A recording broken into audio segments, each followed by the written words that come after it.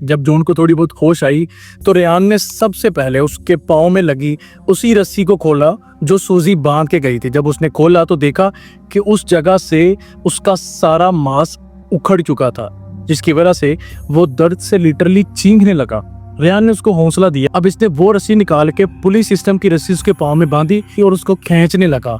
अब जॉन अपनी जगह से हिल रहा था, तो फिर इसने ऊपर अपनी टीम को इशारा दिया और सब ने मिल के उस रस्सी को खींचा। अब जॉन ऊपर आ रहा था और चंद ही लम्हों के बाद रेयान जॉन के चेहरे को देख सकता था, जो कि थका हुआ था, बट उसके चेहरे पे खुशी थी कि वो आजाद हो जाएगा। अब वो खींच ही रहे हैं कि अचानक का घुटना एक शार्प टर्न के साथ अटक जाता है।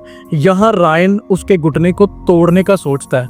अभी वो ये करने ही वाला था कि फिर कुछ ऐसा होता है जो ना तो रायन के दिमाग में था और ना ही जॉन ने इमेजिन किया था।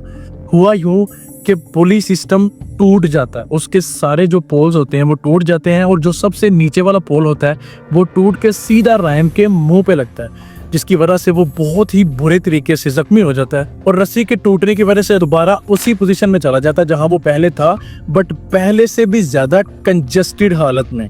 और दूसरी तरफ रायन की हालत बहुत ही बुरी होती है। उसी वक्त उसको रेस्क्यू कर हॉस्पिटल भेजा जाता है।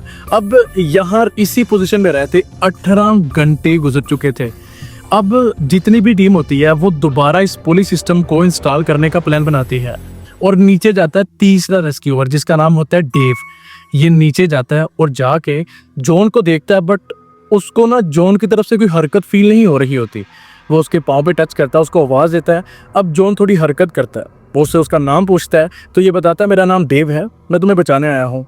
अब जॉन की एनर्जी बहुत ही कम लग रही थी, जिसकी वजह से डेव ने उसके पाँव पे रस्सी बांधी और उसको खींचना स्टार्ट किया। ये तकरीबन 2 घंटे तक उसको खींचता रहता है, बट उस वक्त तक पुलिस सिस्टम भी रेडी हो चुका होता है और फिर डेव पुलिस सिस्टम की रस्सी को जॉन के पाँव के साथ बांध देता है और उसको खींचना स्टार्ट कर देता है। बट इस बार उसको जॉन की चीखों की आवाज़ भी आ रही होती है जो ये कह रहा होता है कि मेरे पाँव टूटने वाले हैं, और वो अपनी जगह से हिलता तक नहीं, इतना बुरा वो नीचे फंस चुका होता है। अब डेव बहुत कोशिश करता है उसको निकालने की। वो उसको निकालते निकालते खुद भी लिटरली उस केव के अंदर फंसने वाला था। वो भी हिम्मत हार जाता है और दोबारा ऊपर आ जाता है। ये केव से बाहर आने के बाद सारी टीम को बताता है कि जॉन की हालत बहुत ही बुरी है, जो भी करने जल्दी करो।